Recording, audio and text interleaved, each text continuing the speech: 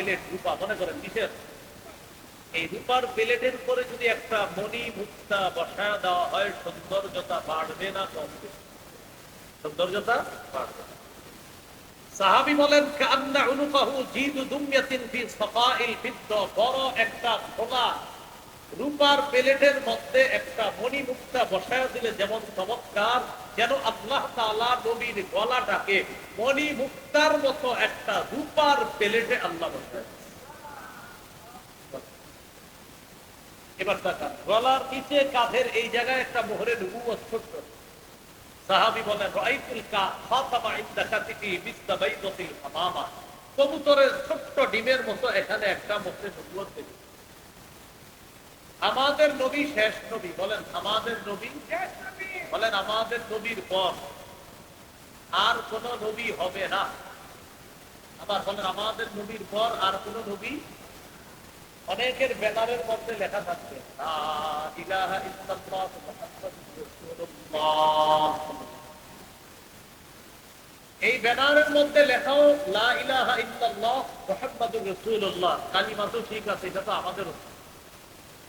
অফিসে যারা বসা তাদেরকে বলবেন ভাই এটা অনুবাদ করেন, অনুবাদ করবে আল্লাহ ছাড়া কোনো ইলাহ নাই, মুহাম্মদ সাল্লাল্লাহু আলাইহি ওয়াসাল্লাম আল্লাহর রাসূল, সবই তো ঠিক। তখন আপনার ভিতরে টেনশন এসে যাবে, আচ্ছা কোম্পানিগুলোর ওলামায়ে কেরাম ঐক্যবদ্ধ ভাবে এদেরকে কাফের বলে দেন, এদের কালিমাও ঠিক অনুবাদও ঠিক, এদেরকে আলেমরা কাফের বলে দেন। কথা বুঝছেন?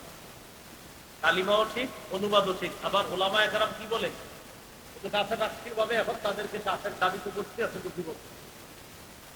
তাহলে কালিমা ঠিক অনুবাদও ঠিক। এবার ওই লোককে আপনি যখন বলবেন ভাই আপনাদের কালিমা ঠিক অনুবাদও ঠিক, আপনাদেরকে কাফের কেন বলে, তখন আপনার আর বললেন না হুজুররা কিছু পায় না, দেখছেন ভাই আপনার কালিমাও ঠিক অনুবাদও ঠিক, আমাদেরকে বলে কাফের, তখন আপনারে অফিসে নিয়ে যাইতে পারে চা খাওয়ানোর জন্য। এবার আপনারা নিয়ে বুঝাবে, বুঝানোর পর আপনি ছোট্ট করে বলবেন সূরা আহজাবের 40 নম্বর আয়াতের অনুবাদটা একটু শোনান। কোন সূরা, কত নম্বর আয়াত বলেন? 22 নম্বর পারা, 2 নম্বর পৃষ্ঠা, সূরা আহজাব 40 নম্বর আয়াত। এই আয়াতের অনুবাদ শোনাইতে বলবেন। আয়াতটা হলো কানা মুহাম্মাদুন সাবা আহাদিকুম বিজালিকুম ওয়ালাকিন রাসূলুল্লাহি ওয়া খাতামান নাবিয়্যিন, মুহাম্মদ সাল্লাল্লাহু আলাইহি ওয়াসাল্লাম তোমাদের কোন সাবালক পুরুষের পিতা নন, ওয়ালাকিন রাসূলুল্লাহ কিন্তু তিনি আপনার রাসূল, খাতামান নাবিয়্যিন তিনি শেষ নবী। তিনি কি নবী? এবার ওই ব্যক্তিকে বলবেন অনুবাদ করার জন্য, তিনি অনুবাদ করবে মুহাম্মদ তোমাদের কোন সাবালক পুরুষের পিতা নন, ওয়ালাকিন রাসূলুল্লাহ তবে তিনি আল্লাহর রাসূল, এতটুকু অনুবাদ ঠিক আছে। এবার বলবেন ওয়া খাতামান নাবিয়্যিনের অনুবাদটা শোনান, তখন আপনাকে বলবে একটু ব্যাখ্যা। ওয়া খাতামান নাবিয়্যিনের অনুবাদ হলো শেষ নবী, আপনি বলবেন এটার অনুবাদ শোনান, তখন বলবে একটু ব্যাখ্যা। সাথে সাথে বলবেন ইমাম গাযালি বলেছে, বলেন ইমাম গাযালি বলেছেন খাতামান নাবিয়্যিন অর্থ শেষ নবী, নবীর পরে নবী নাই, ব্যাখ্যার সুযোগ নাই। যেহেতু আপনি ব্যাখ্যা করতে চান, বলেন আপনি কাফের, আপনি অনুসারী কাফের। যারা আপনাদেরকে সমর্থন করবে তারা কাফের, বলে বলে কৌশলে যেভাবে সমর্থন করে আপনারা কাফের। আমাদের নবীর পরে আর কোন নবী নাই। এবার আপনাকে বলবে যে আপনাদের নবীর পরে কি আর নবী আসবে না, আপনারা কি বলেন আসবে না? এটা বলবেন না। আপনারা বলবে আপনাদের নবীর পরে কি আর কোন নবী আসবে না, আপনি বলবেন হবে না। তাহলে আমি প্রশ্ন করি, বলেন নবী আসবে না, বলেন হবে না। আমাদের নবীর পরে আর নবী আসবে না, আবার বলেন আমাদের নবীর পরে নবী আসবে না। ও বারবার বলবে আসবে না, আপনি বলবেন হবে না। ও বলবে আসবে না, আপনি বলবেন হবে না। এখন আপনাদেরকে আমি কেন শিখাইলাম হবে না? আমাদের নবীর পরে আর নবী হয় নাই, হবে না, এটাই চূড়ান্ত কথা। একজন নবী আর 3টা নবী। এই জন্য আপনার আটকানোর জন্য বলবে তোমাদের নবীর পরে কি আর নবী আসবে না, আপনি বলবেন হবে না। এক পর্যায়ে আপনাকে বলবে ঈসা নবী, আপনি বলবেন ঈসা নবী কিয়ামতের আগে আসবে, দুনিয়াবি মৃত্যু বিধান বাকি আছে, এই মৃত্যুবরণ করার জন্য দুনিয়াতে আসবে। ঈসা নবী নতুন করে নবী হবে না, তিনি আমাদের নবীর আগে নবী হয়েছেন, তিনি আর নবী হবেন না। আমাদের নবীর পরে কোনো নবী হয় নাই, হবে না। ঈসা নবী আমাদের নবীর আগে নবী হয়েছেন, তিনি কিয়ামতের আগে আসবে দুনিয়াতে মৃত্যুর বিধান পালনের জন্য। আমাদের নবীর পরে নবী হয় নাই, হবে না। তোমরা যারে নবী বলতে চাও, গোলাম আহমদ কাদিয়ানী, সে নবী হয় নাই, হবে না, হতে পারে না, সে কাফের, তার অনুসারী কাফের, যারা তাদেরকে সমর্থন করবে সবাই কাফের। কথাটা বুঝছেন? তাহলে বলেন নবী আসবে না, নবী আসবে না। এবার ও আপনার বলবে তাহলে ঈসা নবী, আপনি বলবেন চান্দু ঈসা নবী আমাদের নবীর আগে নবী হয়ে গিয়েছে, ঈসা নবী নতুন করে নবী হবে না, ঈসা নবী আসবে, তোমার সমস্যা কি আছে? আপনি বলবেন সব নবীরাও যদি আসে, তোমার সমস্যা। আপনি বলবেন আসে, হবে না, বলবেন আসবে, হবে না। তাহলে কি বলেন তো শব্দটা? ঈসা নবী নতুন করে নবী হবে, তিনি হয়ে গিয়েছে আমাদের নবীর আগে। এই বাংলাগুলো মনে রাখবেন, ধোঁকাবাজ আপনাকে ধোঁকা দিতে পারে। এই হলো রাসূল সাল্লাল্লাহু আলাইহি সাল্লামের মোহরে নবুয়ত। নবীর মুখ ছিল কেমন? আরিদ সদরি, মুখটা ছিল চওড়া প্রশস্ত, মুখ থেকে নাভি পর্যন্ত তাকিফাল মাসরুবা, চুলের চিকন একটা রেখা যেন আল্লাহ তাআলা কুদরতিভাবে সুন্দর ভাবে। পেট ছিল কেমন? সাওয়া আল বাতনি ওয়াস সদরি, মুখ পেট ছিল সমান। এখানে ইয়াং যারা যুবক যারা আছেন, আপনাদের প্রতি আমার আবেদন, নতুন করে পেটটা আর বাড়ায় না, পেট বাড়ছে না, পেট সমান রাখবেন। কিছুদিন পর আপনাদেরকে কাজে জিহাদের ময়দানে ডাক দিলে আপনাদেরকে সবার আগে কাজে লাগবে। জিহাদের ময়দানে গিয়ে যদি আপনার এত বড় আগে আপনারা পাহারা দিতে, এই জন্য দাদা এটা হাসির বিষয় না। আপনি এখন থেকে পেট নিয়ন্ত্রণ করবেন, রাতে তাড়াতাড়ি ঘুমিয়ে যাবেন, এশার নামাজের আগে খানা খাবেন, এশার পরে না, এশার আগে খানা খাবেন। এশার পরে 2 রাকাত সুন্নত, 6 রাকাত, 8 রাকাত আরো পড়বেন নফল, এই হলো 14 রাকাত। এরপরে 3 রাকাত বিতির, 17 রাকাত। এরপরে আর খানা ডালা খাবেন না, এশার আগেই খানা খাবেন। মাগরিবের পরপর এশার আগে খানা খেয়ে দিবেন, এটা সবসময় রুটিন অভ্যাসে পরিণত করেন। আমি মাগরিবের পরে সবসময় খানা খাই, এমনকি আজকেও মাগরিবের পরে খানা খাই। আমি কোনো মাহফিলে খানা খাই না, এটা হয়তো অনেকে জানেন। আমি খাবার বাসার দিকে দিয়ে আসি, খাবার গাড়িতে বুঝে নেই। আজকেও নিয়ম, সেই নিয়ম অনুযায়ী আপনার সারা জীবন আমার খানা রাখতে। এশার আগে খেয়ে দিবেন, এশার পরে নামাজ পড়বেন, আর খাবেন না। এইভাবে আপনি প্রতিদিন রাতে আর মোবাইলটা চালায় না, ঘুমায় যান। পেট বলবে আমি বিদায় দিই, তোমার সাথে আমি থাকা সম্ভব না। তুমি যেইভাবে এশার আগে খাও, আবার এশার পরে এতগুলো নামাজ পড়ো, আমি কি করে থাকতে পারবো?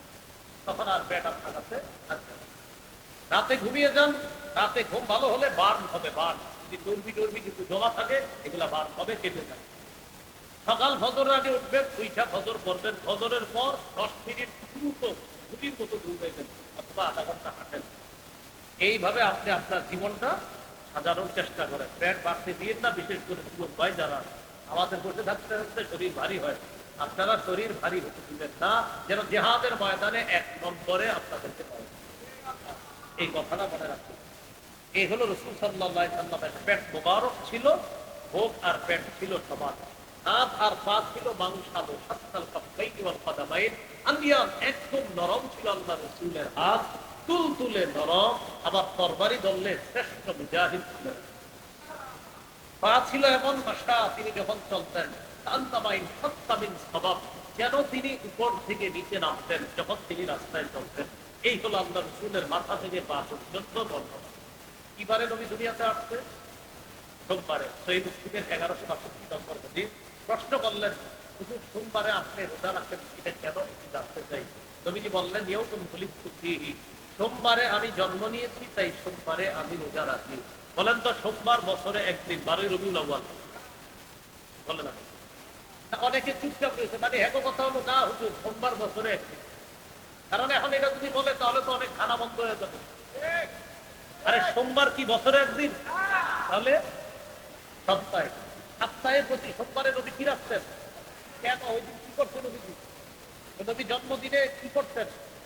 বাৎসরিকটা সাপ্তাহিক, তাহলে সাপ্তাহিক নবীর জন্মদিনের আমল কি? খাওয়া না না খাওয়া? না খাওয়ার আমলটার নাম কি? তাহলে সাপ্তাহিক নবী জন্মদিনে আমল করতেন, কি করতেন? কিভাবে? তাহলে সোমবারে জন্মদিনে নবী রোজা রাখতেন, এই রোজা রাখা হলো সুন্নাহ সোমবারে, আর বাৎসরিক একটা করা হয় সেটা হলো বেদাত। আমি কিন্তু বলি নাই বাৎসরিক কবে, অনেকে মনে মনে ইন্টারেস্ট মনে হয় আমি মনে করি তো আপনি বেদাত করলে তো আপনি কি। আমি একবারও কখনো আমার বয়ানে পাবেন না যে বলি অমুকে বেদাত, আমি শুধু বলি বেদাত এটাকে বলে। এখন আপনি নিয়ে লাগাম সংখ্যা যদি আপনার গায়ে করে তো আপনি বেদাত বলেন। জন্মদিনের রসুলের আমল কি সাপ্তাহিক না বাৎসরিক? কিবারে? এটা ইসলাম, মানে এটা কি একটা মানুষ করে যেটা বাৎসরিক ভাবে করে, এটা কোরআন হাদিসের কোথাও নাই। এটা 602 হিজরিতে এই 600 বছর পর এটা আপনার নতুন করে শুরু হয়েছে। আমি একবারও বলি নাই সেটা কি। এখন প্রত্যেকে মনে মনে নিতে পারে, মনে হয় সেটা হলো এটা। 600 বছর পরে যেটা শুরু হয়েছে আপনি এটা করেন, কেমনে করেন? ধরম করে না এটা করেন, লজ্জা শরম থাকা যে আপনি এতদিন পরের আমল কেন করছেন? বলছি কোনটা? অনেক মনে মনে হয় আমি কি হতো বেদাত আপনি করলে আপনি এই কথা ভালো হয়ে মনে রাখে আল্লাহ বুঝার।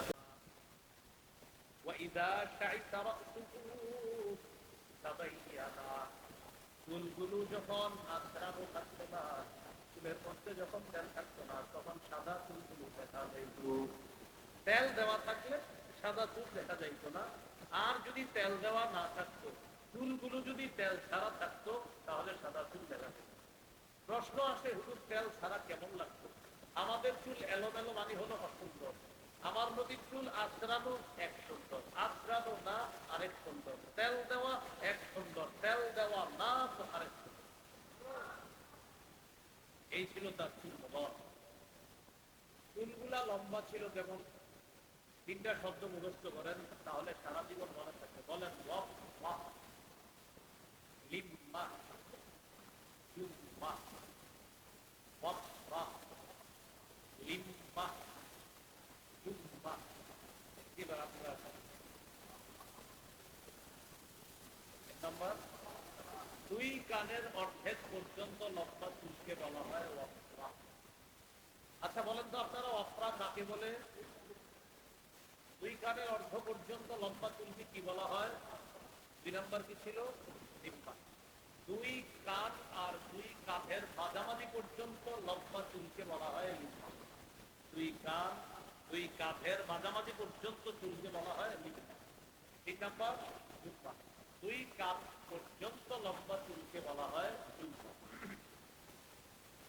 এবার এই তিনটাই আমরা হাদিস থেকে জেনে নেই।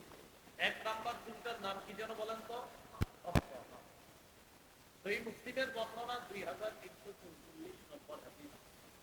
এই হাদিসের মধ্যে আছে কাদা কাদ রাসূলুল্লাহ সাল্লাল্লাহু আলাইহি ওয়াসাল্লাম ইলা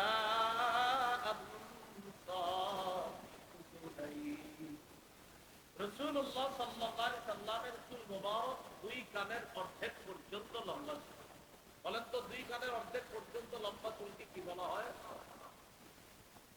সহিহ 2 কান, কানের অর্ধেক। কান আর কাঁধের মাঝামাঝি লিম্মা। হ্যাঁ, আমরা হলো 2 কানের অর্ধেক, আর লিম্মা হলো 2 কান আর কাঁধের মাঝামাঝি, এটা হলো লিম্মা। এই বুখারীর বর্ণনা 5905 নম্বর হাদিস। এই হাদিসের মধ্যে আছে কাতাদা রাদিয়াল্লাহু তাআলা আনহু বর্ণনা, তিনি বলেন সাআলতু আনাস ইবনে মালিক রাদিয়াল্লাহু তাআলা আন শা'রি রাসূলিল্লাহ সাল্লাল্লাহু আলাইহি ওয়াসাল্লাম। সাহাবী আনাস ইবনে মালিক কে আল্লাহ নবীর চুল সম্পর্কে জিজ্ঞাসা করলাম। সাহাবী জবাব দিলেন কানা বাইনা উযুনাইহি ওয়া আতিকিহি। আল্লাহ নবীর চুলগুলো কখনো কখনো 2 কান আর 2 কাঁধের মাঝামাঝি পর্যন্ত লম্বা হয়ে যেত। এটার নাম লিম্মা। সহিহ বুখারীর 5904 নম্বর হাদিস। এই হাদিসের মধ্যে আছে কানা ইয়াতুরিকু শা'রু রাসূলিল্লাহ সাল্লাল্লাহু আলাইহি ওয়াসাল্লাম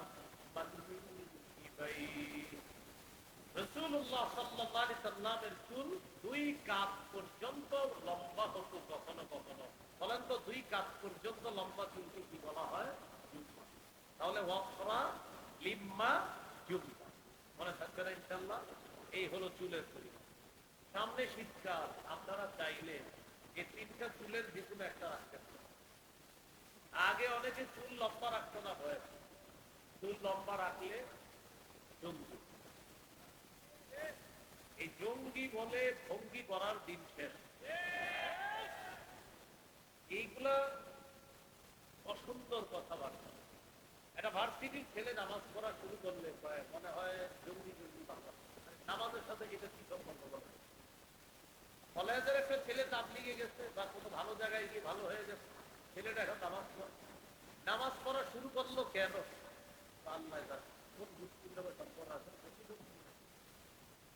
মানে নামাজ পড়াটা এটা বেটার দোষ হয়ে গেছে। আপনারা বলেন এই জঙ্গি সব থেকে আমাদের লাভ হইছে না আমাদের অপমান হইছে? এটা আমাদের দেশের কি সুনাম হইছে না বদনাম হইছে? বদনাম হইছে। আমাদের দেশের বদনাম এটা কোনো মুসলমান করে না, বরং এই জাতীয় জঙ্গি শব্দগুলা যারা বিদেশে সাপ্লাই করত তারাই এই দেশের সুনাম ক্ষুণ্ণ করার জন্য এক নাম্বার থাকে। এরাই তো সুনাম নষ্ট করে। কেন আপনি কথায় কথা বলতেছেন? 90% মুসলমান এখানে জঙ্গি বইলা 90% মুসলমানকে প্রশ্নবিদ্ধ করা। আল্লাহ হেফাজত করুন। এই গেল অফরা লিম্মা জিম্মা, গেল চুলের বর্ণনা। নবীজির চেহারা মোবারক কেমন? সহিহ বুখারীর বর্ণনা 3549 নম্বর হাদিস। এই হাদিসের অনুবাদটা করার পর দিল থেকে একবার বলবেন জোরে সুবহানাল্লাহ। আমি অনুবাদটা করে বলবো। কানা রাসূলুল্লাহ সাল্লাল্লাহু আলাইহি ওয়াসাল্লাম আহসানান নাসি ওয়াজহা। আল্লাহ নবীর চেহারা মোবারক এই পৃথিবীর মধ্যে যত মানুষ, সমস্ত মানুষের মধ্যে সর্বাপেক্ষা সুন্দর। এই পৃথিবীর সব মানুষের মাঝে সবচেয়ে সুন্দর ছিল নবীর চেহারা।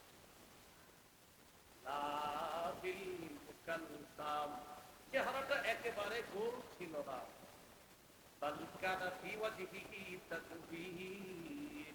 বরং চেহারার মধ্যে একটা গোল গোল ভাব।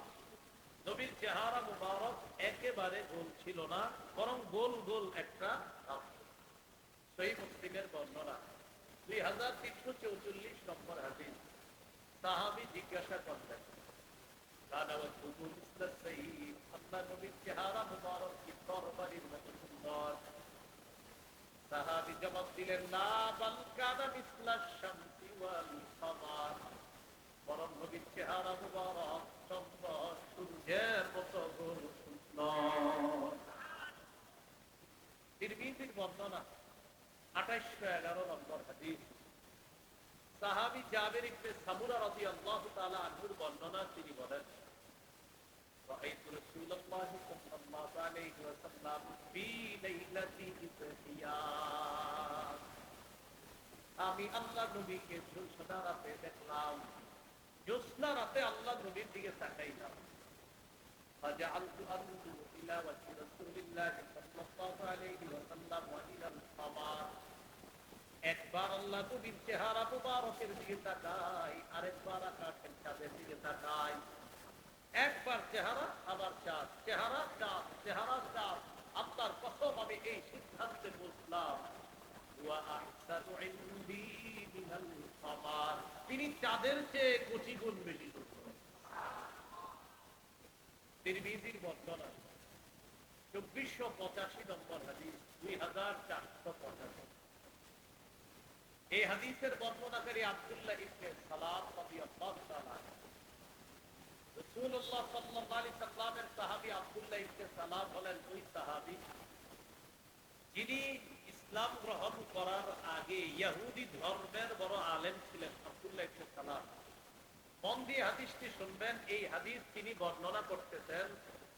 হাদিসের বর্ণনাগুলা তার ইসলাম গ্রহণ করার আগের বক্তব্য, বাকি বর্ণনাটা ইসলাম গ্রহণ করার পরে। আব্দুল্লাহ ইবনে সালাম রাদিয়াল্লাহু তাআলা গবেষণা করে তিনি বুঝতে পারলেন মুহাম্মদ নামে একজন নবী আসবে, তিনি মদিনায় আসবে, আমি তার কাছে যাব, আমি তাকে কয়েকটা প্রশ্ন করব, তিনি যদি জবাব দিতে পারে আমি কালিমা পড়ে মুসলমান হব। নাম কি? আব্দুল্লাহ ইবনে সালাম। তিরমিজির বর্ণনা 2485 নম্বর হাদিস। আব্দুল্লাহ ইবনে সালাম রাদিয়াল্লাহু তাআলা আনহু বলেন, লাম্মা কাদিমা রাসূলুল্লাহ সাল্লাল্লাহু আলাইহি ওয়াসাল্লাম আল-মদিনা, আল্লাহ নবী সাল্লাল্লাহু আলাইহি ওয়াসাল্লাম ইনজাফালান নাস, মানুষ দলে দলে আল্লাহ রাসূলকে দেখার জন্য রওনা করলো। আব্দুল্লাহ ইবনে সালাম খেজুর গাছের উপর তার ফুফু খেজুর গাছের নিচে বসা। এইলা قد قدم رسول الله قد قدم رسول الله قد قدم رسول الله সাল্লাল্লাহু আলাইহি ওয়াসাল্লাম। মদিনার অলি গলি দিয়ে মানুষ দলে দলে যায় আর বলে, আল্লাহ নবী মদিনায় আসছে, নবী মদিনায় আসছে, নবী মদিনায় আসছে। এগুলা স্লোগান দিতে দিতে সবাই যাইতেছে নবীকে এক নজর দেখার জন্য। আপনাদের এলাকায় যদি হাফিজ হুজুর আসতেন, কোন হুজুর, হাফিজ হুজুর রহমতুল্লাহি আলাইহি যদি আসতেন, হাজার হাজার মানুষ শুধু এই নিয়তে আসতো, খালি এক নজর দেখতো। কি নিয়তে আসতো? খালি একটু দেখবো চলে যেত। হাফিজ হুজুর বাংলাদেশের একজন আল্লাহর ওলি, তাকে দেখার জন্য আমাদের দেশের মানুষ যদি এত পাগল হয়, আল্লাহর পরে যিনি শ্রেষ্ঠ তাকে দেখার জন্য মানুষ কি পরিমাণ পাগল। আব্দুল্লাহ ইবনে সালাম খেজুর গাছের উপরে, তার ফুফু খেজুর গাছের নিচে। তার ফুফু তাকে বললেন, আব্দুল্লাহ তুমি যার অপেক্ষা করতেছিলা তিনি মদিনায় চলে আসছে। মানুষ বলা বলি করতে করতে যাইতেছে যে তিনি মদিনায় আসছে। ফুফু বলেন, আব্দুল্লাহ ইবনে সালামের মাথা ঠিক নাই, কি করলো? আব্দুল্লাহ ইবনে সালাম খেজুর গাছ বেয়ে বেয়ে নামবে এটা সে ভুলে গেল, লাফ দিয়ে খেজুর গাছ করে গেল। আব্দুল্লাহ ইবনে সালাম বলেন, আমি মানুষের মাঝে গেলাম আল্লাহ রাসূলকে দেখার জন্য। সবার মাঝে আমি দাঁড়িয়ে রইলাম, আল্লাহ রাসূলকে যখন আমি দেখলাম সবার সামনে দাঁড়ানো।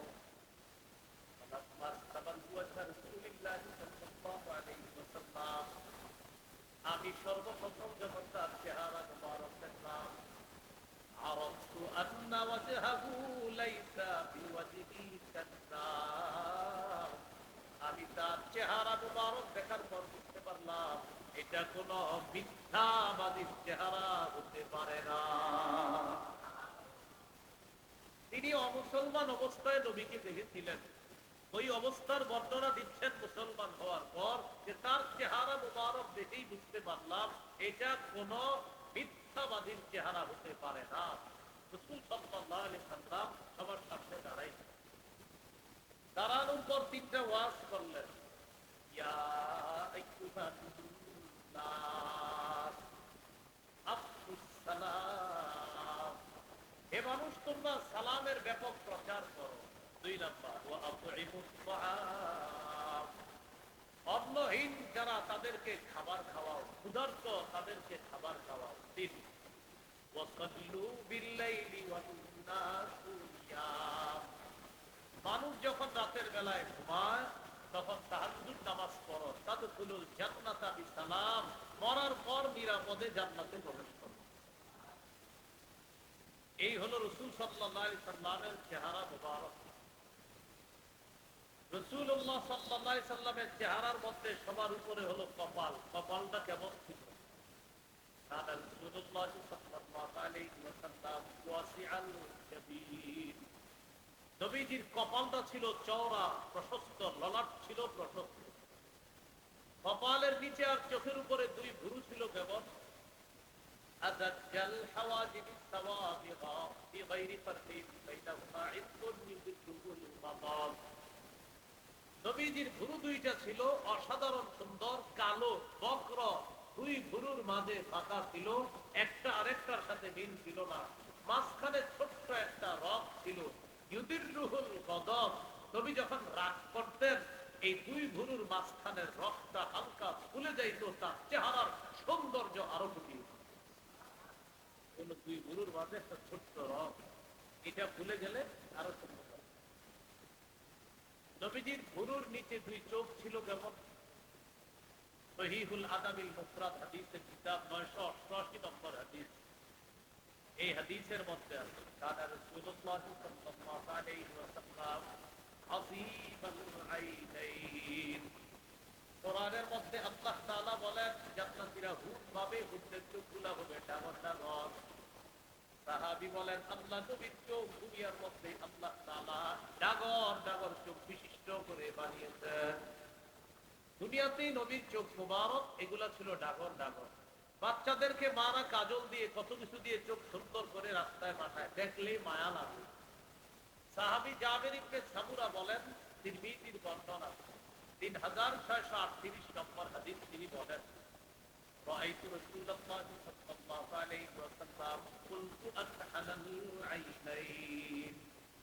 আমি আল্লাহর নবীর দিকে তাকাইলাম, তাকানোর পর নবীর চোখ দুইটা দেখার পর আমার মনে হলো চোখের মধ্যে সুরমা দেওয়া।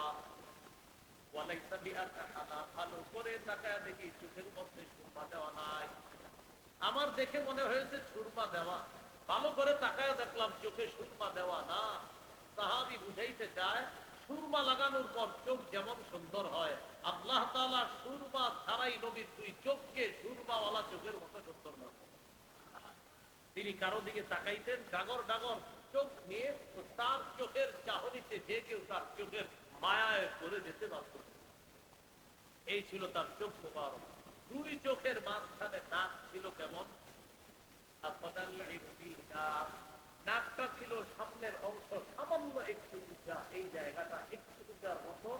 এখানে একটা আলো উদ্ভাসিত হতো না, আলো, এই আলোটা উদ্ভাসিত হতো সামনে থেকে, মানুষ দেখতে মনে হতো যেন তার নাকের উপরে একটা আলো ঘুরঘুর। এ হলো না।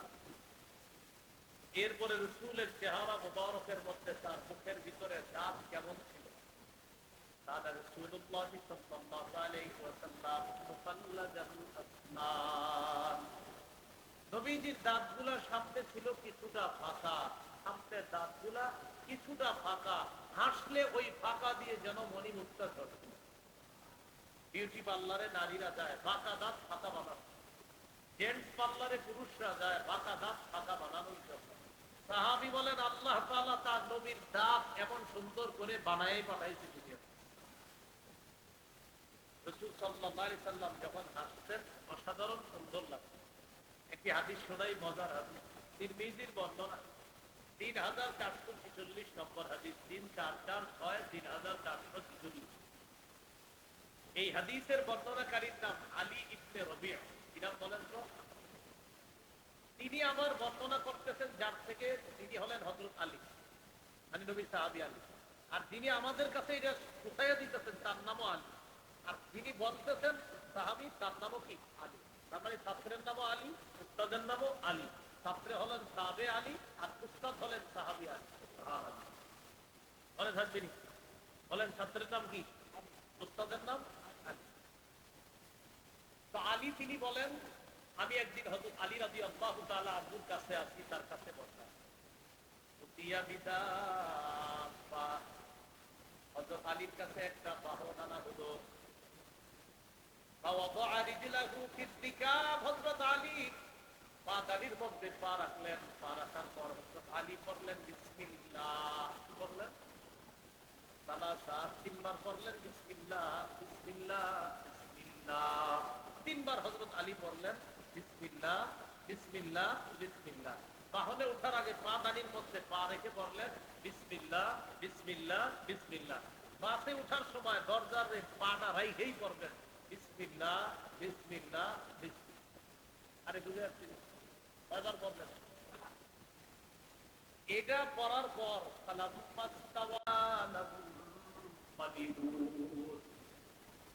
বাসের মধ্যে বসলেন, হযরত আলী বাহনের মধ্যে বসলেন, আপনি বাসে বসলেন।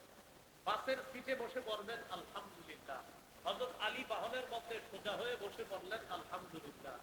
এরপর দোয়া পড়লেন সুবহানাল্লাযী সাখখারা লানা হাযা ওয়া মা কুন্না লাহু মুকরিনিন ওয়া ইন্না ইলা রাব্বিনা লামুনকালিবুন। এরপর পড়ছে সুবহানাল্লাযী সাখখারা লানা হাযা ওয়া মা কুন্না লাহু মুকরিনিন ওয়া ইন্না ইলা রাব্বিনা লামুনকালিবুন। এবার খুব ভালোভাবে বুঝেন, বাসে পা দিলেন 3 বার বিসমিল্লাহ, বাসে উইঠা সিটে বসলেন আলহামদুলিল্লাহ। এই আলহামদুলিল্লাহ পড়ার পর বলবেন সুবহানাল্লাযী সাখখারা লানা হাযা ওয়া মা কুন্না লাহু মুকরিনিন ওয়া ইন্না ইলা রাব্বিনা লামুনকালিবুন। এটা পড়ার পর হযরত আলী রাদিয়াল্লাহু তাআলা আনহু এরপরে কি করলেন? সুম্মা ক্বালা আলহামদুলিল্লাহি সালাসা, পড়েন আলহামদুলিল্লাহ। এরপরে আবার 3 বার পড়বেন আলহামদুলিল্লাহ। পড়েন তো কয়বার? কয়বার পড়বেন? পড়েন আলহামদুলিল্লাহ, আলহামদুলিল্লাহ, আলহামদুলিল্লাহ। এরপর 3 বার আল্লাহু আকবার। তিনি এরপরে আলহামদুলিল্লাহ পড়ার পর দোয়া করবেন। দোয়া করে আবার আলহামদুলিল্লাহ 3 বার পড়লেন, আল্লাহু আকবার 3 বার পড়লেন, পড়ার পর একটা হাসি দিলেন। বলেন তো তার এই কর্মকাণ্ডগুলা দেখতেছে যে? হযরত আলীর কর্মকাণ্ড কে দেখতেছে? মাশাআল্লাহ, আরেক আলী ছাত্র। তো আরেক আলী, তিনি তাবি আলী, তিনি বললেন, একটা প্রশ্ন করি আপনার, কি ইম্মা যাহিকতা ইয়া আমিরুল মুমিনিন, আমিরুল মুমিনিন আপনি হাসলেন কেন, এটা একটু জানতে। فقال علي بن ابي طالب رضي الله تعالى عنه, আলী জবাব দিলেন, رأيت رسول الله صلى الله عليه وسلم صنع كما صنعت। আমি এখন যা করলাম, আমি আল্লাহ নবীকে দেখছি তা করতে, আমি যা করলাম আমি নবীকে দেখছি তা করতে।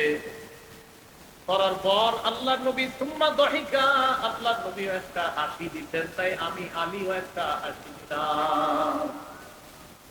আমি যা করছি করার পর একটা হাসি দিচ্ছি, নবীকে আমি দেখছি ঠিক এই কাজ করতে, করার পর একটা হাসি দিতে, বাস আমার নবী হাসতে চাই, আমিও হাসি। হযরত আলী রাদিয়াল্লাহু তাআলা আনহু আরেকটা দোয়া করছে, এটা একটু পড়তে হবে আপনাদের। রব্বি গফিরলি, পড়েন, ফাইন্নাহু লা ইয়াগফিরুয যুনুবা ইল্লা আনতা। হযরত আলী রাদিয়াল্লাহু তাআলা আনহু বললেন আলহামদুলিল্লাহ 3 বার, আল্লাহু আকবার 3 বার। এরপর বললেন রব্বি গফিরলি ফাইন্নাহু লা ইয়াগফিরুয যুনুবা ইল্লা আনতা। রব্বি গফিরলি অর্থ, হে আমার রব তুমি আমাকে ক্ষমা করে দাও। ফাইন্নাহু লা ইয়াগফিরুয যুনুবা ইল্লা আনতা, তুমি ছাড়া কেউ ক্ষমা করতে পারে না। এটা বলে হযরত আলী হাসি দিলেন। তাবিঈ ছাত্র আলী বললেন, আমিরুল মুমিনিন আপনি কেন হাসলেন? হযরত আলী জবাব দিলেন, আপনার নবীকে দেখছি এমন কাজ করতে, করার পর আল্লাহ নবীও একটা হাসি দিতেন। এর মানে নবী বাহনের পাদানিতে পা রাখছে, 3 বার বিসমিল্লাহ পড়ছে, বাহনে বৈশা আলহামদুলিল্লাহ পড়ছে, এরপর দোয়া পড়ছে, এরপর 3 বার আলহামদুলিল্লাহ, 3 বার আল্লাহু আকবার। এরপর নবীও আল্লাহকে বলছে, আল্লাহ আপনি আমাকে মাফ করে দেন, কারণ আপনি ছাড়া ক্ষমা করার কেউ নাই, এটা নবীও বলছে। বলার পর নবী একটা হাসি দিতে, তাই আমি আলীও একটা হাসি দিছি। কথা শেষ হয়। হযরত আলী বলেন, তুমি আমারে যেমন প্রশ্ন করলা আমি কেন হাসলাম, আমিও নবীকে প্রশ্ন করছি, হুজুর আপনি কেন হাসলেন? বুঝলেন না? নবী একটা হাসি দিছে না? হযরত আলী বলেন, আমি প্রশ্ন করলাম, ইম্মা যাহিকতা ইয়া রাসূলুল্লাহ, ইয়া রাসূলুল্লাহ আপনি কেন হাসলেন, আপনার কাছে জানতে চাই। আল্লাহ নবী জবাব দিলেন, আলী ইন্না রাব্বাকা লা ইয়াজাবু মিন আবদিহি ইযা ক্বালা রব্বি ইগফিরলি যুনুবি ফাইন্নাহু লা ইয়াগফিরুয যুনুবা গায়রুকা। নবীজি বলেন, আল্লাহ তাআলা তখন বান্দার প্রতি খুশি হয়ে যায়।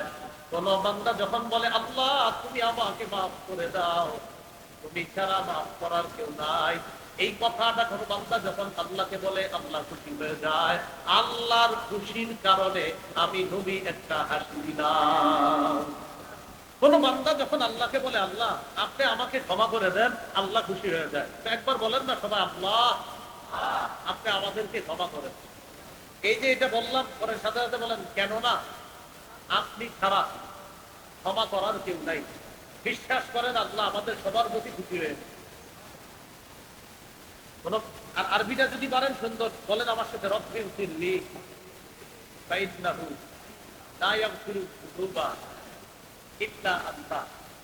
যদি পারেন আরেকটু বাড়াইতে পারেন, রব্বি ইগফিরলি যামবি ফাইন্নাহু লা ইয়াগফিরুয যুনুবা ইল্লা আনতা। এই কথাটা কোনো বান্দা যখন আল্লাহকে বলে আল্লাহ খুশি হয়ে যায়। তাই নবী আল্লাহর খুশি হওয়ার কারণে নবীজি একটা হাসি দিতে, হযরত আলী বলেন আমিও একটা হাসি দিলাম, এবার আপনারা একটা হাসি। এই হাদিস না একটা হাসি দেওয়া, এটা আমাদের উস্তাদরা দিতে, আমিও দিছি, আপনাদের এই হাদিসের উপর আমল দেয়। তাহলে বাসে পা রেখে 3 বার সিটে বসবেন বৈশা আলহামদুলিল্লাহ, এরপর দোয়া করবেন, এরপর আলহামদুলিল্লাহ 3 বার, আল্লাহু আকবার 3 বার, এরপর দোয়া করবেন। যদি আরবি পারেন আরবি, না পারলে বাংলা, আল্লাহ আপনি আমাকে মাফ করে দেন, আপনি ছাড়া ক্ষমা করার কেউ নাই, এটা বলে একটা হাসি দিবেন। পাশের সিটের যদি কেউ জিজ্ঞাসা ভাই হাসলেন কেন, তখন হ্যাঁ ঘটনা শুনে যে আমি এই কারণে হাসছি, এই দোয়া করে নবী একটা হাসি দিতে, তাই আমিও হাসছি। আপনারা বলবে ভাই নবী হাসছে কেন, তখন বলবেন নবীজি বলছে বান্দা যখন আল্লাহকে বলে আল্লাহ আপনি আমাকে মাফ করেন, তখন আল্লাহ খুশি হয়ে যায়। আল্লাহর খুশিতে নবী হাসি দিয়েছেন, নবী হাসি দেওয়ার কারণে হযরত আলী হাসি দিয়েছে, হযরত আলী হেসেছেন, আর আলীর মাধ্যমে হাদিস আমরা পেয়েছি, তাই আমরাও একটা হাসি। মনে আসেনি কোথায় আলোচনা ছিল? নবীটা নবীজি হাসি। তিরমিজির বর্ণনা 3641 নম্বর হাদিস। আব্দুল্লাহ ইবনুল হারিস রাদিয়াল্লাহু তাআলা আনহুর বর্ণনা, তিনি বলেন মা রাআইতু আহাদান আকসারা তাবাসসুমান মিন রাসূলিল্লাহ সাল্লাল্লাহু আলাইহি ওয়াসাল্লাম।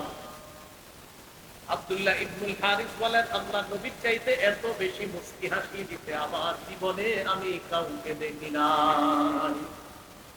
নবীজি মুস্কি হাসি দিতেন, সবসময় একটা মুস্কি হাসি লেগে থাকে। একটা হাদিস শুনে আপনাদেরকে, যে হাদিসে বোঝা যায় নবী মাঝে মাঝে হাসতেন, তার তোয়ালের দাঁতও দেখা যায়, আর সাহাবীরা তার দাঁত গুলার দিকে তাকায় থাকে। সহিহ বুখারীর বর্ণনা। একজন সহজ সরল সাহাবী রাসূল সাল্লাল্লাহু আলাইহি ওয়াসাল্লামের কাছে আসলেন, আসার পর বললেন ওয়াকাতু আলা ইমরাআতি ফি রমাদান ইয়া রাসূলুল্লাহ, ওগো আল্লাহর নবী রমজান মাসে আমার স্ত্রীর সাথে আমার এমন একটা ঘটনা ঘটে গেছে যেটা রমজান মাসে স্ত্রীর সাথে ঘটা জায়েজ থাকে। হুজুর আমি এখন কি করব? কি বললেন কি করবো? ভাই তুমি কাফারা দাও। হুজুর কি কাফারা? টানা রোজা রাখো। হুজুর আমি উজর আছে আমার, আমি পারবো না। তাহলে ঠিক আছে, মিসকিনকে খাওয়াও, এটাও পারবো না, টাকা পয়সা কিছু দান সৎকা করো, কিছু দান সৎকা করারও টাকা পয়সা মুশকিল তো। তাহলে একটু পরে নবীজির কাছে এক ব্যাগ খেজুর আসছে হাদিয়া, এক ব্যাগ খেজুর হাদিয়া আসছে। খেজুর হাদিয়া আসার পর সাল্লাল্লাহু আলাইহি ওয়াসাল্লাম খেজুর নিয়ে বললেন অমুকে কোথায়, একটু আগে আমার কাছে যে মাসালা জানতে হুজুরি যাও, নাও খেজুর গুলা নাও, এগুলা নিয়ে গরিবদেরকে দান সৎকা করে দিবা, আল্লাহ তোমাকে মাফ করবে। তিনি বললেন হুজুর কাকে দান করবে? বলতেছে তোমার চেয়ে যারা গরিব। বলতেছে এই 2 বর্ডারের মাঝে আমার। এই যে আপনারা একটা হাসি দিচ্ছেন না, ঠিক নবী তার কথা শুনে একটা হাসি। সাহাবীরা বলেন নবী হাসি দেওয়ার কারণে তার দাঁতগুলা দেখা গেছে যেমন আপনাদের অনেকের দাঁত। আমরা নবীর দাঁতগুলা উপভোগ করতেছিলাম যে আল্লাহ রাসূল কত সুন্দর হাসতেছে। নবী হাসি দেওয়ার পর তাকে বললেন ঠিক আছে এক কাজ করো, খেজুরগুলা তুমি খাও, তোমার কষ্ট করে খাওয়া দাও। যাইতে চাইলাম নবীজির দাঁত, এই দাঁত দিয়ে আমাদের নবী মাঝে মাঝে হাসতেন, অসাধারণ সুন্দর। আবু দাউদের বর্ণনা, নবীজি একটি বাসায় আসার পর দেখে বাতাসে পর্দা ফিরে গেছে, পর্দা ফিরে গেছে। তো দেখবেন আমাদের ঘরে অনেকের ওই যে মাচাং থাকে, মাচাং বা ঘরে এদের কি বলেন ওই যে মামুনটা ইয়ার আছে, ছোট ছোট বুড়ি মাচাং, ওরকম ঘরের মধ্যে একটা তাকের মধ্যে আম্মাজান আয়েশা সিদ্দিকা রাদিয়াল্লাহু তাআলা আনহা ছোট মানুষ ছিলেন, উনি একটা খেলনা বানাইছিল, এই খেলনাটা লুকায় রাখছে পর্দার আড়ালে। নবীজি বাসায় আসার পর দেখি কি পর্দাটা সইরা গেছে বাতাসের কারণে। দেখি কি একটা ঘোড়া, ঘোড়ার আবার ডানা আছে। ঘোড়ার কি আছে? আপনারা বলেন ঘোড়ার কি ডানা? আয়েশা এটা কি? বলতে আমার ঘোড়া। তোমার ঘোড়া বানাইছি, তোমার ঘোড়ার কি আবার ডানা আছে নাকি? আমাদের আয়েশা বলেন আপনি কি জানেন না সুলাইমান নবীর যে ঘোড়ার ডানা ছিল? এটা শুইনা এটি নবীজি একটা হাসি দিতে, আপনাদের বলেন এত সুন্দর একটা হাসি দিতে নবীর দাঁতগুলা। এই হলো মুখাল্লাজাল আসনান, দাঁতগুলা কিছুটা পাকা ছিল যেন দাঁত থেকে মণি মুক্ত। রাসূলুল্লাহ সাল্লাল্লাহু আলাইহি সাল্লামের মুখের ভিতরে থুতু যেমন ছিল, থুতু মুবারক যেমন, সহিহ বুখারীর বর্ণনা 4210 নম্বর হাদিস। হাদিসের বর্ণনাকারী সাহাল ইবনে সাদ আস-সাঈদী রাদিয়াল্লাহু তাআলা তিনি বলেন, قال رسول الله صلى الله عليه وسلم يوم خيبر لأعطين الراية غدا رجلا يفتح الله على يديه। নবীজি বলেন, আগামীকাল এমন এক ব্যক্তির হাতে আমি পতাকা দিব, যে ব্যক্তির হাতে আল্লাহ তাআলা খায়বারের বিজয় দান করবেন। আমি নবীর আশা আল্লাহ তাআলা খায়বারের বিজয় দান করবেন। আগামীকাল এমন এক ব্যক্তির হাতে পতাকা দিব, যার হাতে আল্লাহ খায়বারের বিজয় দান করবেন। ইউহিব্বুল্লাহ ওয়া রাসূলুহু ওয়া ইউহিব্বুহুল্লাহু ওয়া রাসূলুহু, যে আল্লাহকে ভালোবাসে, আল্লাহ রাসূলকে ভালোবাসে, আর আল্লাহ এবং তার রাসূলও তাকে ভালোবাসে। সাহাবায়ে কেরাম রাতের বেলা ঘুমায় না। বলেন তো কেন ঘুমায় না? দিবে কয়জনকে পতাকা? সবার টেনশন, আরে দিবে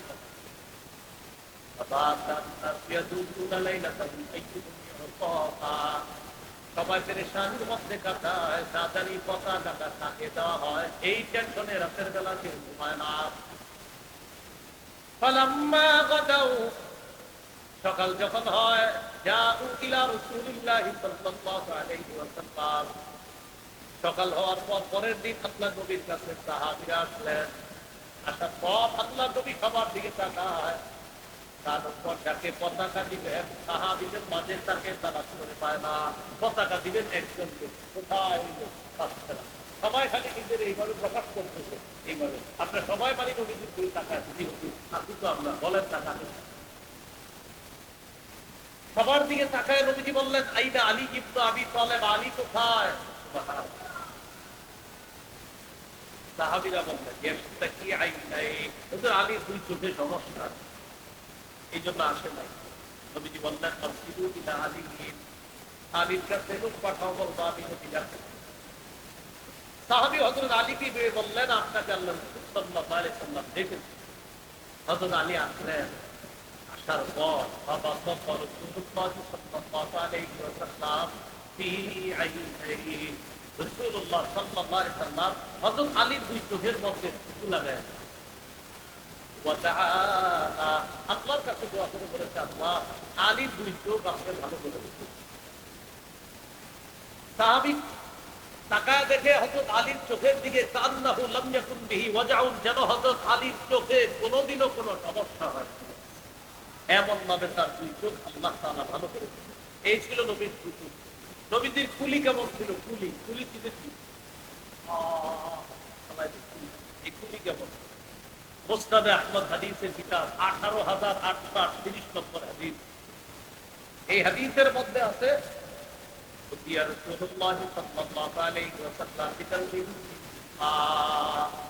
আল্লাহ নবীর কাছে এক বালতি পানি আনা হলো। আল্লাহ নবী বালতি থেকে পানি পান করলেন, করার পর কুলি করে বালতির মধ্যে পানি ফেলাইলেন। সাহাবী বলেন, বালতির পানির সাথে কুলির পানি যখন একসাথে হয়ে যায়, বালতি থেকে মেশক আম্বরের ঘ্রাণ বের হয়। কুলির পানি থেকে মেশক আম্বরের ঘ্রাণ। নবীজির ফুল ছিল কেমন? ফুল চিনেননি? বিসমিল্লাহির রহমানির রহিম। আবু দাউদের বর্ণনা, রাসূল সাল্লাল্লাহু আলাইহি সাল্লামের সাহাবী সালামা ইবনুল আকওয়া রাদিয়াল্লাহু তাআলা, যে বলছিলাম মা বোনদেরকে এগুলো শোনাইবেন, নাটক সিনেমা না দেখে। এরা ভাবে ওরকম নায়ক নায়িকা কেমন ছিল, এই জন্য রাসূলকে শোনাইবেন যে আমার নবীর নাক এমন, কান এমন, চোখ এমন, জুতো এমন, চুলি এমন, এগুলো শোনাইবেন। রাসূল সাল্লাল্লাহু আলাইহি সাল্লামের রূপ ছিল কেমন? নবীজির একজন সাহাবী নাম সালামা ইবনুল আকওয়া রাদিয়াল্লাহু তাআলা, ইয়াজিদ ইবনে আবি উবাইদ, তিনি বর্ণনা করেন, রাআইতু আসারা দারবাতিন ফি সাফি সালামা, আমি সালামার পায়ের গোড়ার মধ্যে দেখলাম একটা ক্ষত, একটা আঘাতের চিহ্ন দেখতে পেলাম। সালামার পায়ের মধ্যে একটা আঘাতের চিহ্ন দেখলাম।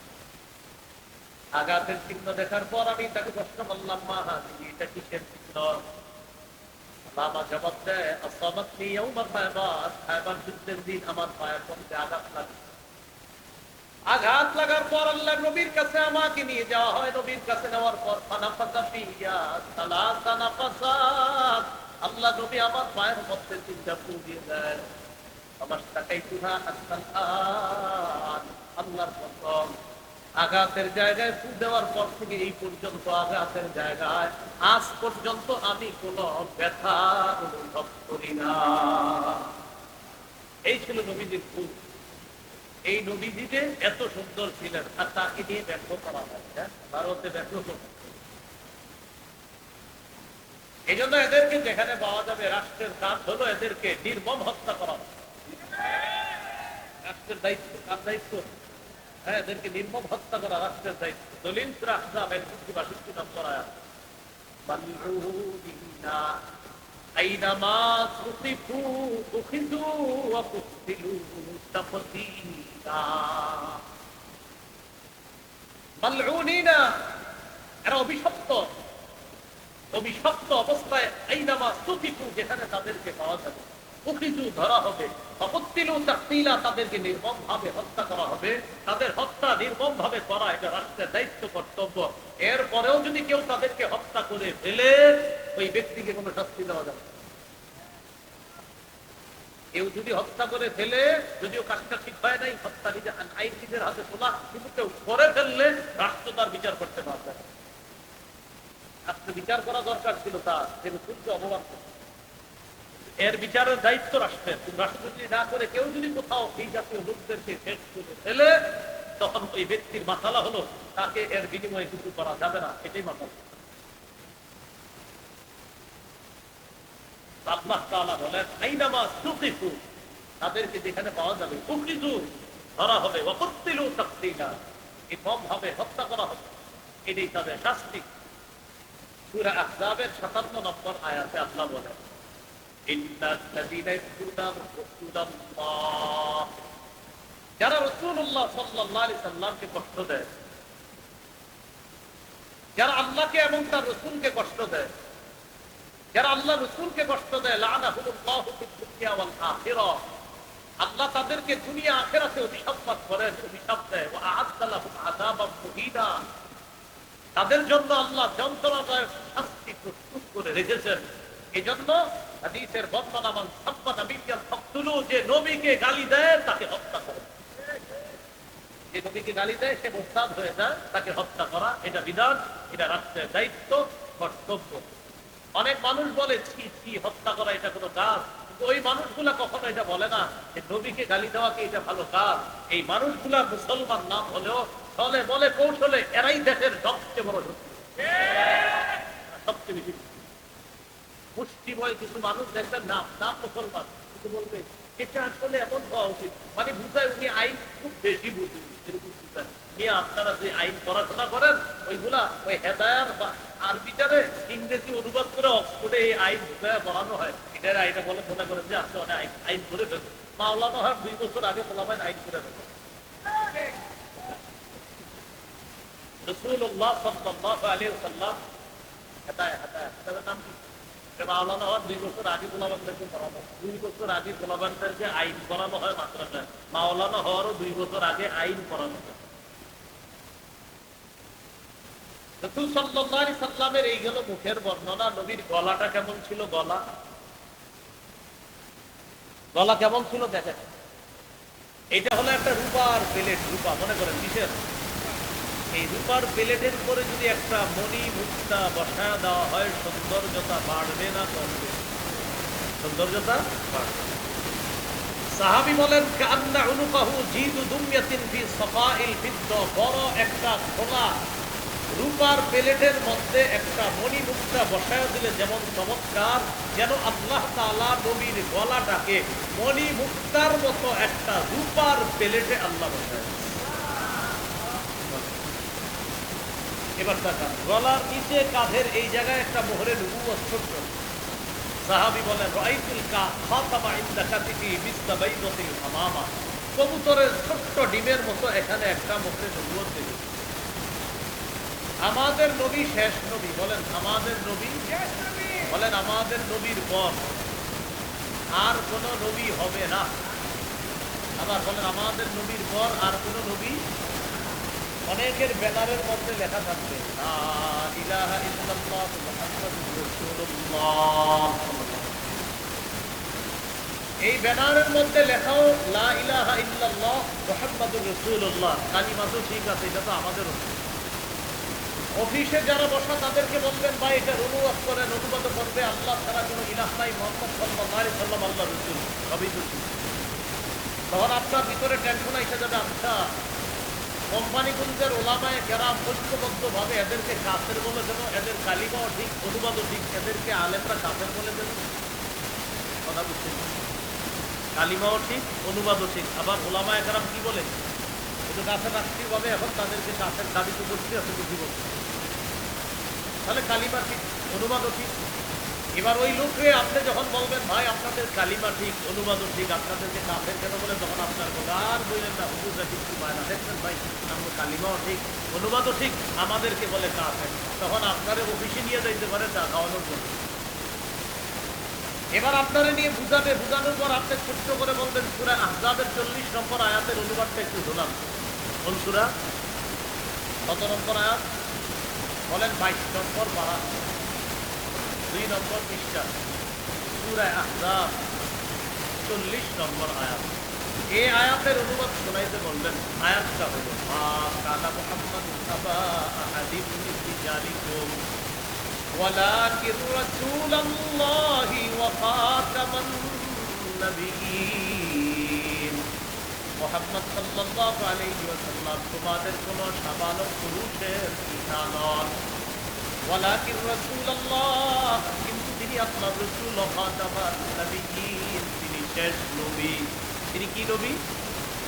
এবার ওই ব্যক্তিকে বলবেন অনুবাদ করার জন্য, তিনি অনুবাদ করবে মুহাম্মদ তোমাদের কোন সাবালক পুরুষের পিতা নন, ওয়ালাকিন রাসূলুল্লাহ তবে তিনি আল্লাহর রাসূল, এতটুকু অনুবাদ ঠিক আছে। এবার বলবেন ওয়া খাতামান নাবিয়্যিনের অনুবাদটা শোনান, তখন আপনাকে বলবে একটু ব্যাখ্যা। ওয়া খাতামান নাবিয়্যিনের অনুবাদ হলো শেষ নবী, আপনি বলবেন এটার অনুবাদ শোনান, তখন বলবে একটু ব্যাখ্যা। সাথে সাথে বলবেন ইমাম গাজালি বলেছে, বলেন ইমাম গাজালি বলেছেন খাতামান নাবিয়্যিন অর্থ শেষ নবী, নবীর পরে নবী নাই, ব্যাখ্যার সুযোগ নাই। যেহেতু আপনি ব্যাখ্যা করতে চান, বলেন আপনি কাফের, আপনি অনুসারী কাফের। যারা আপনাদেরকে সমর্থন করবে তারা কাফের, চলে বলে কৌশলে যেভাবে সমর্থন করে আপনারা কাফের। আমাদের নবীর পরে আর কোনো নবী নাই। এবার আপনাকে বলবে যে আপনাদের নবীর পরে কি আর নবী আসবে না, আপনারা কি বলেন আসবে না? এটা বলবেন না। আপনারে বলবে আপনাদের নবীর পরে কি আর কোনো নবী আসবে না, আপনি বলবেন হবে না। তাহলে আমি প্রশ্ন করি, বলেন নবী আসবে না, বলেন হবে না।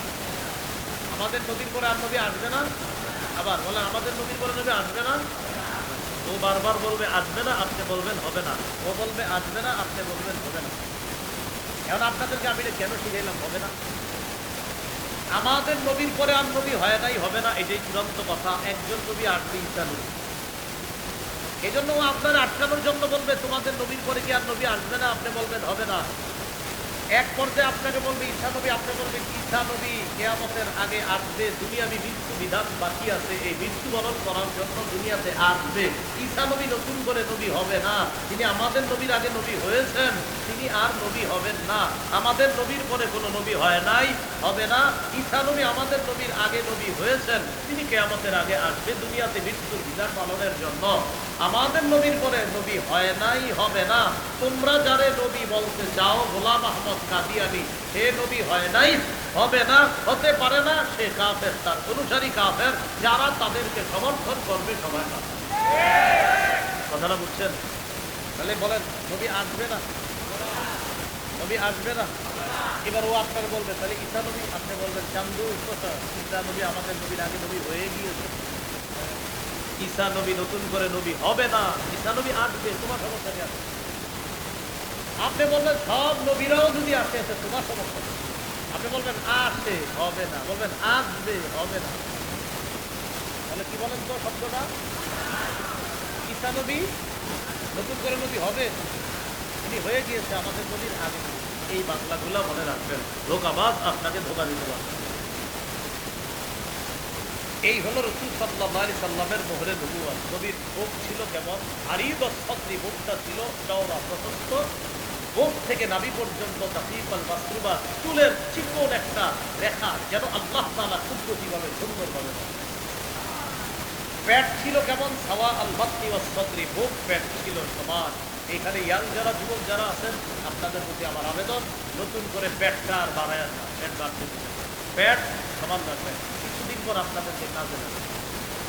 জিহাদের ময়দানে ডাক দিলে আপনাদেরকে সবার আগে কাজে লাগবে। জিহাদের ময়দানে গিয়ে যদি আপনার এত বড় আগে আপনারা পাহারা দেবেন, এই জন্য তারা এটা হাসির বিষয় না। আপনি এখন থেকে পেট নিয়ন্ত্রণ রাখবেন। রাতে তাড়াতাড়ি ঘুমিয়ে যাবেন, এশার নামাজের আগে খানা খাবেন, এশার পরে না, এশার আগে খানা খাবেন। এশার পরে 2 রাকাত সুন্নত, 6 রাকাত, 8 রাকাত আরো পড়বেন নফল, এই হলো 14 রাকাত। এরপরে 3 রাকাত বিতির, 17 রাকাত। এরপরে আর খানা টানা খাবেন না, এশার আগেই খানা খাবেন। মাগরিবের পরপর এশার আগে খানা খেয়ে দিবেন, এটা সবসময় রুটিন অভ্যাসে পরিণত করেন। আমি মাগরিবের পরে সবসময় খানা খাই, এমনকি আজকেও মাগরিবের পরে খানা খাই। আমি কোনো মাহফিলে খানা খাই না, এটা হয়তো অনেকে জানেন। আমি খাবার বাসার দিকে দিয়ে আসি, খাবার গাড়িতে বসে নিই। আজকেও নিয়ম, এই নিয়ম অনুযায়ী আপনার সারা জীবন আমার খানা মাগরিবের। এশার আগে খেয়ে নেবেন, এশার পরে নামাজ পড়বেন, আর খাবেন না। এইভাবে আপনি প্রতিদিন রাতে আর মোবাইলটা চালায় না, ঘুমায় যান। পেট বলবে আমি বিদায় দিই, তোমার কাছে আমি থাকা সম্ভব না। তুমি যেইভাবে এশার আগে খাও, আবার এশার পরে এতগুলো নামাজ পড়ো, আমি কীভাবে থাকবো বলবো? তখন আর পেট আপনার কাছে থাকবে না। রাতে ঘুমিয়ে যান, রাতে ঘুম ভালো হলে বার্ন হবে, বার্ন। যদি চর্বি টর্বি কিছু জমা থাকে, এগুলা বার্ন হবে, কেটে যাবে। সকাল ফজরের আগে উঠবেন, দুইটা ফজর করবেন, ফজরের পর 10 মিনিট দ্রুত গুলির মতো দৌড়াইবেন, অথবা আধা ঘন্টা হাঁটেন। এইভাবে আপনি আপনার জীবনটা সাজানোর চেষ্টা করেন। পেট বাড়তে দিয়ে না, বিশেষ করে যুবক ভাই যারা আমাদের বসে থাকতে থাকতে শরীর ভারী হয়, আপনারা শরীর ভারী হতে দিবেন না, যেন জিহাদের ময়দানে 1 নম্বরে আপনাদেরকে পাওয়া যায়। এই কথাটা মনে রাখবেন। এই হলো রাসূল সাল্লাল্লাহু আলাইহি সাল্লামের পেট মোবারক ছিল, বুক আর পেট ছিল সমান। হাত আর পা ছিল মাংসালো, শাস্তাল কাফাইনি ওয়াল কাদামাইন, আলিয়ান একদম নরম ছিল আল্লাহ রাসূলের হাত, তুলতুলে নরম। আবার তরবারি ধরলে শ্রেষ্ঠ মুজাহিদ ছিলেন। পা ছিল এমন মাশা, তিনি যখন চলতেন কান্নামাইন হাত্তামিন সাবাব, যেন তিনি উপর থেকে নিচে নামতেন যখন তিনি রাস্তায় চলতেন। এই হলো আল্লাহ রাসূলের মাথা থেকে পা পর্যন্ত বর্ণনা। কিবারে নবী দুনিয়াতে আসছে? সোমবারে। সহিহ মুসলিমের 1162 নম্বর হাদিস। প্রশ্ন করলেন, হুজুর সোমবারে আপনি রোজা রাখেন, এটা কেন একটু জানতে চাই। নবীজি বললেন, ইয়াউমুন বুলিদতু ফীহি, সোমবারে আমি জন্ম নিয়েছি, তাই সোমবারে আমি রোজা রাখি। বলেন তো, সোমবার বছরে একদিন, 12ই রবিউল আউয়াল। বলেন না, অনেকে চুপচাপ রয়েছে, মানে এক কথা হলো না হুজুর, সোমবার বছরে একদিন। কারণ এখন এটা যদি বলে তাহলে তো অনেক খানা বন্ধ হয়ে যাবে। আরে সোমবার কি বছরে একদিন? তাহলে সপ্তাহে, সপ্তাহে প্রতি সোমবারে নবী কি রাখতেন? কেন ওই দিন কি করতেন নবীজি? নবী জন্মদিনে কি করতেন? বাৎসরিক না সাপ্তাহিক? তাহলে সাপ্তাহিক নবীর জন্মদিনের আমল কি? খাওয়া না না খাওয়া? না খাওয়ার আমলটার নাম কি? তাহলে সাপ্তাহিক নবী জন্মদিনে আমল করতেন, কি করতেন? কিবারে? তাহলে সোমবারে জন্মদিনে নবী রোজা রাখতেন। এই রোজা রাখা হলো সুন্নাহ সোমবারে, আর বাৎসরিক একটা করা হয়, সেটা হলো বেদাত। আমি কিন্তু বলি নাই বাৎসরিক কবে। অনেকে মনে মনে ইন্টারেস্ট, মনে হয় আমগরে কয়, তো আপনি বেদাত করলে তো আপনি কি? আমি একবারও কখনো আমার বয়ানে পাবেন না যে বলি অমুকে বেদাতি। আমি শুধু বলি বেদাত যেটাকে বলে। এখন আপনি নিয়ে লাগান সংখ্যা, যদি আপনার গায়ে করে তো আপনি বেদাতি। বলেন, জন্মদিনের রাসূলের আমল কি? সাপ্তাহিক না বাৎসরিক? কিবারে? এটা ইসলাম। মানে এটা কি? হ্যাঁ, একটা মানুষ করে যেটা বাৎসরিক ভাবে করে, এটা কোরআন হাদিসের কোথাও নাই। এটা 602 হিজরিতে, এই 600 বছর পর এটা আপনার নতুন করে শুরু হয়েছে। আমি একবারও বলি নাই সেটা কি। এখন প্রত্যেকে মনে মনে নিতে পারে, মনে হয় সেটা হলো এটা। তো 600 বছর পরে যেটা শুরু হয়েছে, আপনি যদি করেন, সে কেমনে করেন? স্মরণ করে না এটা করেন? লজ্জা স্মরণ থাকার কথা যে আপনি এতদিন পরের আমল কেন করবেন? বলছি কোনটা? অনেক মনে মনে হয় আমি কি হতো বেদাত আপনি করলে আপনি, এই কথা ভালোভাবে মনে রাখেন। আল্লাহ বুঝার তৌফিক দান। সাহাবায়ে কেরামের সাথ নিয়ে ওয়াজ করছে জুমার মধ্যে। ওয়াজ করার পরে বের হয়েছি, বের হওয়ার পরে একটা হাদিস বলছিলাম ওয়াজে, যদি ইযা রাআইতুমুল্লাযীনা ইয়াসুবুনা আসহাবি ফাকুলু লা'নাতুল্লাহি আলা শাররিকুম, তোমরা যখন দেখবা আমার সাহাবীদেরকে কেউ গালি দেয়, মুখের উপর বলবা তোর উপর আল্লাহ লানত। নবীজি বলছেন আমার সাহাবীদেরকে গালি দিলে বলবা তোর উপর আল্লাহ। এই হাদিস বলার পরে মসজিদ থেকে বের হওয়ার পর আমি সাধারণত বের হয়েই সোজাসুজি গালি দিচ্ছি। একজন বলতেছে হুজুর আপনি বয়ানটা কারে বললেন? আমি বললাম কোন বয়ানটা? ওই যে বললেন যারা সাহাবীদেরকে গালি দেয়। আমি বললাম তাদেরকেই বলছি যারা গালি দেয়। তারা কারা? আমি বলি তারা যারা। যারা কারা? আমি বলি তারা যারা। ভাই কে গালি দেয়? আমি বললাম যে গালি দেয়। আমি তো বুঝছি উনিও ওই দলের। আমি তো আপনি গালি দেন সেটা বলেন। কি বলেন সাহাবীদেরকে কি গালি? মিম্বরের আমানত আছে। এই মিম্বরের আমানতের প্রথম খণ্ডে আজকের আলোচনাটা পাবেন। এটা যদি পারেন মানুষদেরকে সংগ্রহ করে দিবেন। বাংলা বাজারে পাওয়া যায়। আপনারা ঢাকা থেকে সার্চ করলে ওরা অনলাইনে কিভাবে যেন আইসা দিয়ে যাবে। মিম্বরের আমানত লেখবেন। লেখার পরে অনেকগুলো পেজ আছে, ওখানে দেখবেন দেওয়া আছে যে আমাদের পেজে আপনি আমি ওটা বুঝি না নিয়মটা, আমারও ব্যবসাটা আমাদেরই সবকিছু। ওরা ওখানে লিখবেন, লেখার পরে আপনি বলবেন মিম্বরের আমানত প্রথম খণ্ডে আজকের যে আলোচনাটা, এই আলোচনাটা পুরোপুরি পাবেন। সাথে সাথে সন্তান কিভাবে বড় করবেন 64টা অধিকার বিস্তারিতভাবে আলোচনা। যাদের প্রয়োজন হয় আপনারা কোনোভাবে আমায় কোনো লাইব্রেরিওয়ালাদেরকে বলবেন, ওরা সংগ্রহ। আসসালামু আলাইকুম। আলহামদুলিল্লাহ।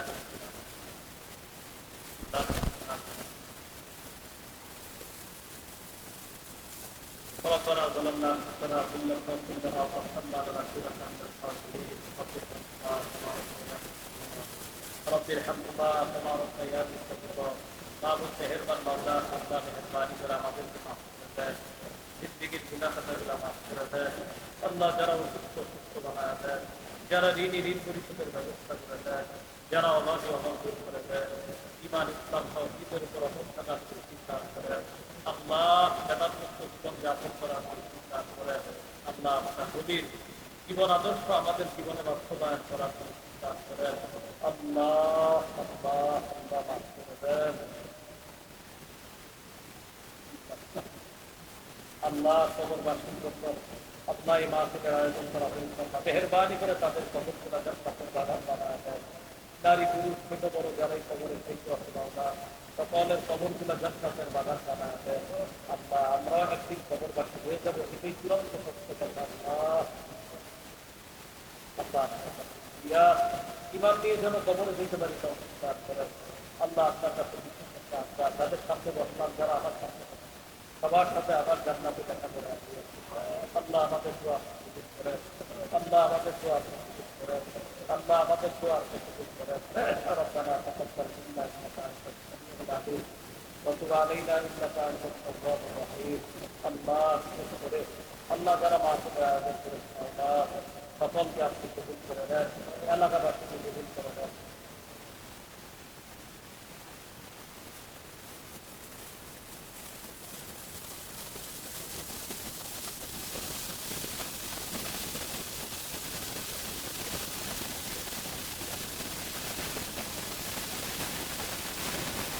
আমরা ঢাকার উদ্দেশ্যে রওনা করতে তাহলে নিরাপদে আল্লাহ আপনার কাছে কিছু একটা যাদের সামনে বসলাম যারা আমার সামনে বসছে আমরা সবার সাথে আবার জান্নাতে দেখা করায় দিয়ে রব্বানা তাকাব্বাল মিন্না ইন্নাকা আনতাস সামিউল আলিম وعلى آله وأصحابه أجمعين سبحان ربك رب العزة عما يصفون. الحمد لله. السلام عليكم.